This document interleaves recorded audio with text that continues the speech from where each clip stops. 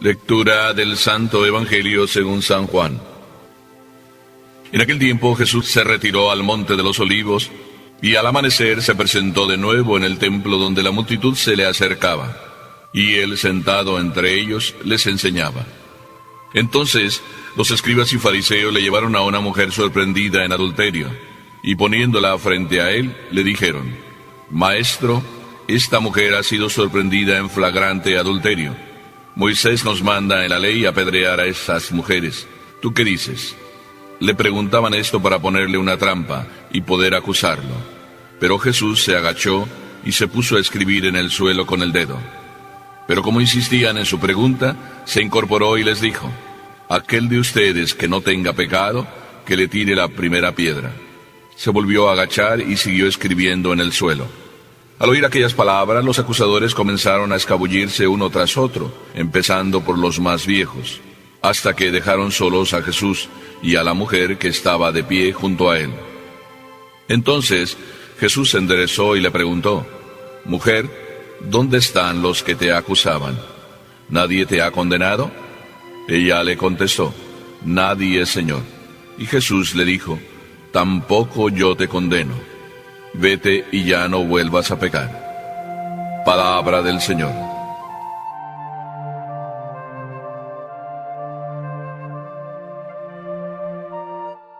Este evangelio lo llamamos muchas veces el evangelio de la mujer adúltera. Sin embargo, este evangelio quiero titularlo Los viejos y el joven Jesús. Pues los viejos, muchos nos podemos llamar viejos, y el joven Jesús. Me estoy acordando en este momento de una persona que me dijo un día: ¡ay, padre! ¡Ay, padre! Y todo empezaba siempre que decía algo con esa frase: ¡ay, padre! Detrás del ¡ay, padre! se ocultaban los 89 años que tenía. Y como que todo era queja. Aquel inicio: ¡ay, padre! Luego seguía una serie de frases, todas ellas bonitas. Pues yo he recibido un grande regalo. Me encontré con una buena mujer que me ha sabido soportar, que ha tenido paciencia conmigo. 89 años tiene este señor. Y llevan casados pues más de 50. Y siempre contentos, siempre alegres. ¿Y de dónde sacan fuerza? Tengo una sola respuesta. Todos los días los veo aquí en la iglesia a las 8 de la mañana para estar con Jesús, para celebrar lo mejor de cada día, la Santa Misa. Pues de alguna manera, quiero decirles que así empieza este evangelio. Empieza con lo que sería el joven Jesús.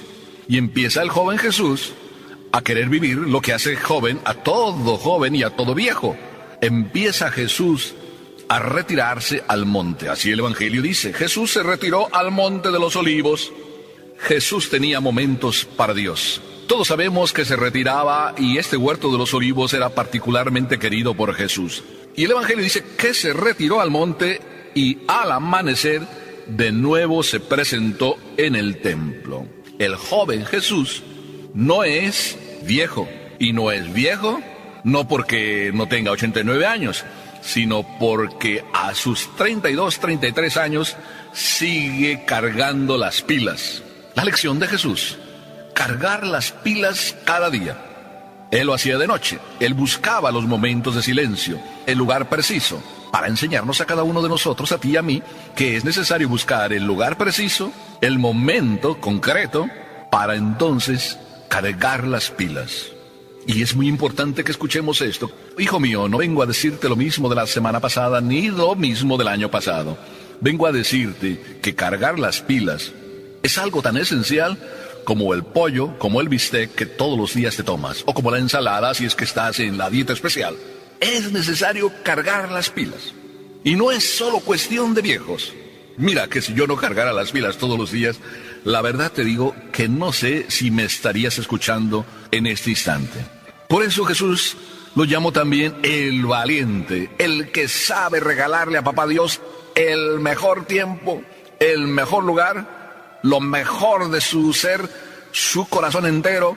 Es impresionante cómo Jesús en el Evangelio se nos revela cómo el Evangelio nos lo retrata tan real, tan humano, tan cercano, como para decirnos que es muy fácil, hijo mío, cargar las pilas. Basta con que seas tan normal, tan natural, que no te sientas que tú lo puedes todo, que eso es verdad, que no lo puedes todo, y que por tanto tengas la humildad de aceptar que necesitas de Papá Dios, y que por lo tanto, mira que son conclusiones una tras otra, te acerques y busques el lugar. Ya sé que me vas a decir que no tienes tiempo. Mira, te voy a dar algo que te va a sorprender. Tú dices que no tienes tiempo, pero si te preguntara cuántas horas dedicas a estar dentro del carro, del coche, porque hoy en día vamos tan acelerados que el coche, pues es como si fuera nuestra casa, nuestra segunda casa. Es más, a veces pasamos más en el carro que en la casa. No voy a decir que en el trabajo, pero pasamos más tiempo en el carro que en la casa. ¿Y tú sabes que ir a casa es como ir a cargar las pilas? ¿Y tú sabes que ir a casa, así lo piensas, es como ir a volver a oxigenarte? ¿A limpiar los pulmones?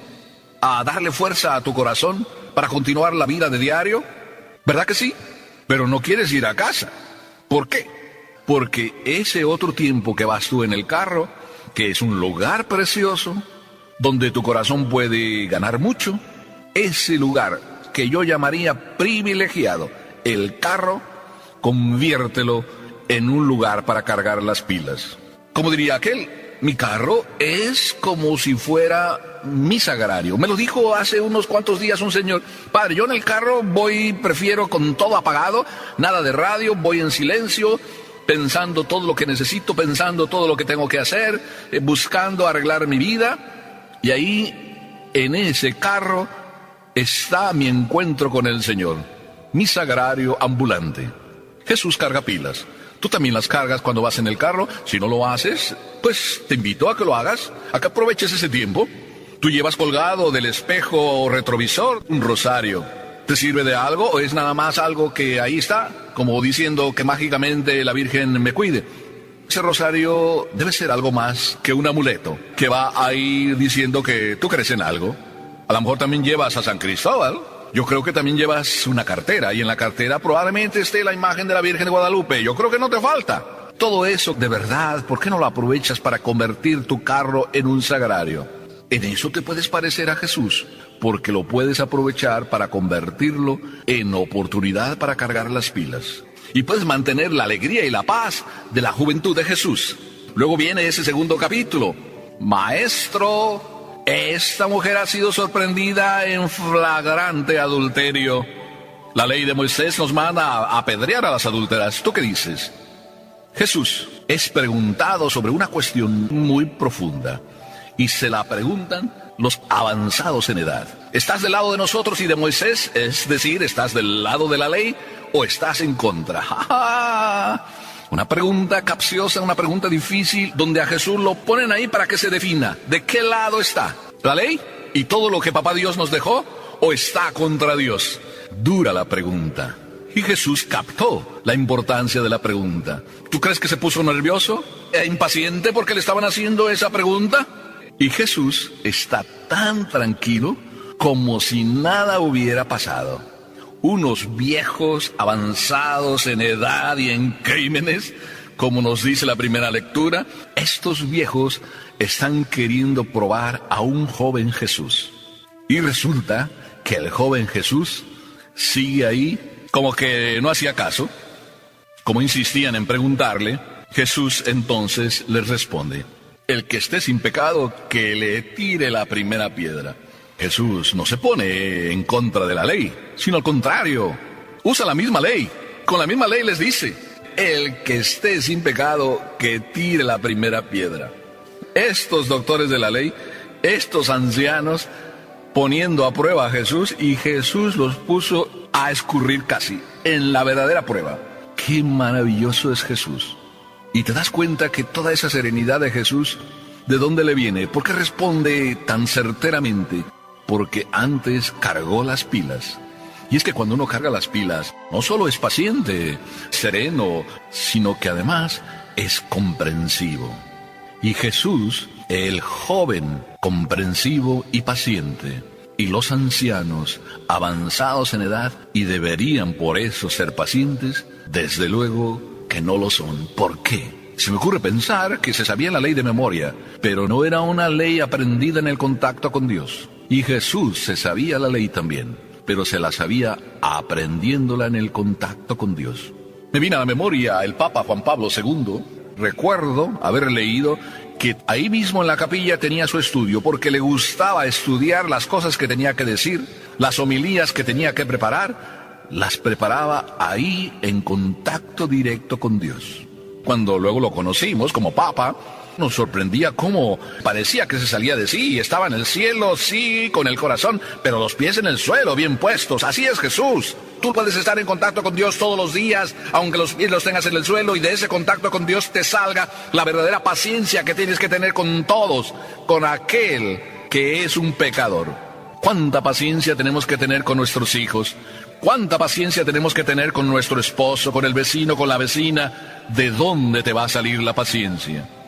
¿Así por naturaleza, porque tú naciste paciente? No. Aún los que nacieron pacientes terminan muchas veces impacientándose ante tantos contratiempos, ante tantas contrariedades que la vida nos prepara. Por eso, qué hermoso cargar las pilas, para tener un corazón humano a la vez que divino.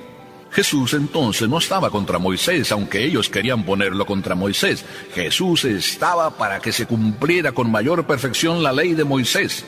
Y por eso manda ese mensaje: el que esté sin pecado que tire la primera piedra. Y el Evangelio nos dice que se fueron yendo los viejos, claro, avanzados en años y avanzados y cargados en crímenes, y no lo condenaron. Jesús nos enseña otra lección. Jesús simplemente dice: el que esté sin pecado que tire la primera piedra, como diciendo, a nadie que sea pecador le toca juzgar. Y creo que aquí la lección es para todos. ¿Quién de ustedes se siente sin pecado? En este mundo todos pecamos. Por eso podemos decir que nadie en el mundo está para juzgar. El único que está sin pecado, que es Papá Dios, podría juzgarnos. Y aquí viene la persona que parece ser la más importante. Pero yo sigo diciendo que Jesús es el más importante en este pasaje. Pero la persona que da título a este evangelio, la adúltera, aparece ya. Y aparece donde Jesús le hace la pregunta: ¿dónde están tus acusadores? ¿Nadie te ha condenado? ¿Nadie la condenó? Ellos, los viejos avanzados en edad y en crímenes, no la condenaron. Jesús tampoco, como joven que está con las pilas bien cargadas y que comprende cuánta comprensión hay que tener con aquel que es pecador.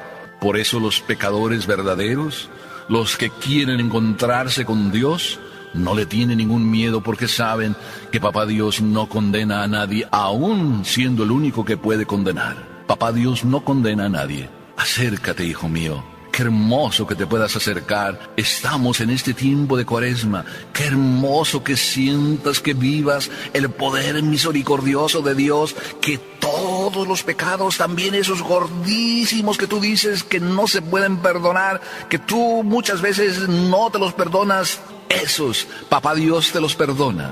Y si acaso lo único que te dice es esa frase final: no vuelvas a pecar, porque Dios quiere recibirte con los brazos abiertos. Acepta que te dé el abrazo, Papá Dios. Pero tú también aprovecha para orar. Tú que eres pecador, yo que soy pecador, aprovechemos todos para meternos en el corazón de Dios, para ahí en la oración descubrir este Jesús, este Papá Dios, que no condena, aunque nos recuerda: no vuelvas a pecar. Y ahí en la oración descubrirás que Papá Dios, cuando te dice no vuelvas a pecar, no te está llamando la atención, simplemente te quiere decir: hijo mío, ¿por qué quieres sufrir? Yo ya he sufrido por ti. Quiero quitarte ese sufrimiento por el cual tú sufres, que es tu propio pecado. Deja que te abrace. Si hoy aprendes, serás muy grande. Entonces aprende que el carro es tu lugar sagrado, donde te encuentras con Dios, y Él te dice: te perdono, hijo mío. Amén.